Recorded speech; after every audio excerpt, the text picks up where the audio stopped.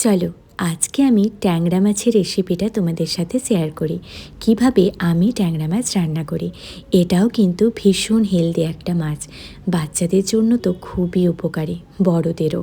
তো প্রথমেই আমি হলুদ আর নুন আর সর্ষের তেল ভালো করে মাছের মধ্যে মাখিয়ে নেব। তারপর সর্ষের তেল গরম হলে কড়াইয়ে ভালো করে মাছগুলো এইভাবে ভেজে নেব।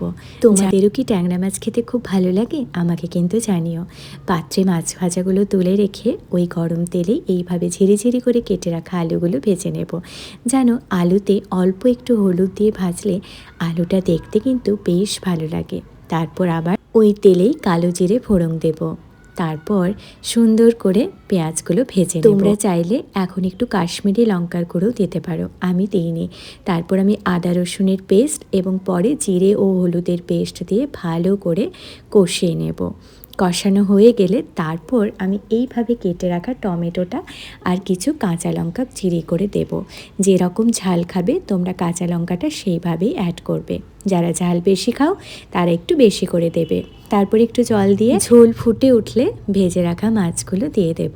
টমেটোটা আমি এইভাবে দিই কারণ একটু গোটা গোটা থাকলে আমার ভীষণ ভালো লাগে ভাতের মধ্যে মেখে খেতে। দেখো, আমার কিন্তু ট্যাংরা মাছের একদম পাতলা ঝাল রেডি হয়ে গেছে। আমি কিন্তু বেশি তেল একদম অ্যাড করিনি। তোমাদের এই রকম খেতে কেমন লাগে কমেন্ট করে জানাও। টাটা।